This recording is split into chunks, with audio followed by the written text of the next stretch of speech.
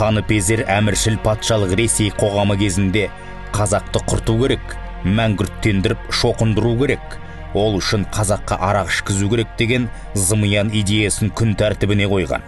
Бұл идеяның басында орыс миссионері Остроумов тұрды. Адамның ерік-жігерін құмғылатын удәрі осы арақ. Оны ішкен адамның басына басқа ой келмейді. Ең қиыны да сол. Есінен адасқандай мәңгіріп қалады. Қайда жұмсасаң бара беретін, не айтсаң көне беретін көмбіске айналады. Қазақты құртудың келесі тәсілі сексеуіл әдісінің авторы Батыс Сібірдің генерал-губернаторы Спиранский болды. Ол патшаға қырғыз қайсақтар береке бірлігі өте мықты халық. Сыртқы жауға алдыра қоймайды, ер намысты. Олар сайын даланы осы ерліктермен қорғап қалған. Сол далада сексеуіл деген ағаш өседі.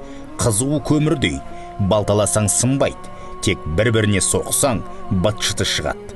Біз осы әдісті қолданайық деген. Патша бұл ұсынысты қуана қарсы алып, қазақты басқаруда болыстық жүйені енгізіп кеп жіберді. Ұлы Абай бұл болыстық қызметке ұрысса орыс, елге болыс, үйден үрген итке құсап деп мінездеме берсе, әулие Мәшһүр Жүсіп болыс болдым дегенше орыс болдым десеңші деген екен.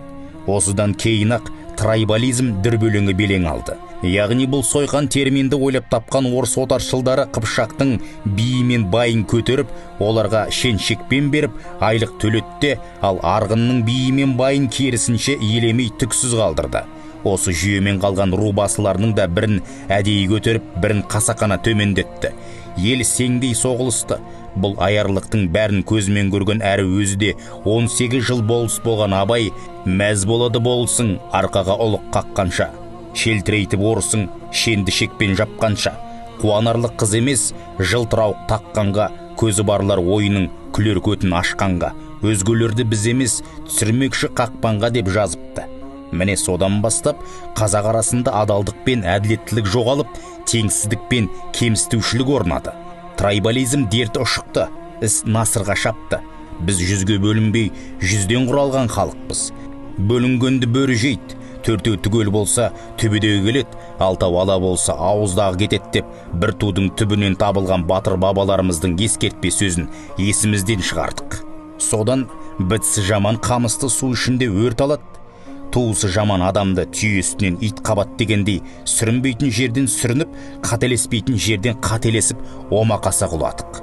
Туысқаның, достарың бәрі екі ұшты, сол себепті досыңнан дұшпан күшті.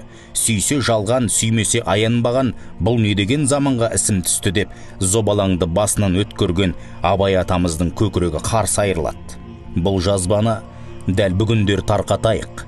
Қу тіршіліктен ұлт болашағы туралы кітап оқымақ түгілі тіпті ойлануға қолы тимей еңбектеніп жүрген қазіргі заманның қазағының негізгі бөлігімен өскелең жас ұрпағының көзі ашылсын. Ұрпағымызды кітап оқуға, қоғам дамуын, саясатты, тарихты, еліміздің болашағын зерделеуге үйретейік. Қамшының сабындай ғана қысқа өмірдің қадіріне жетейік.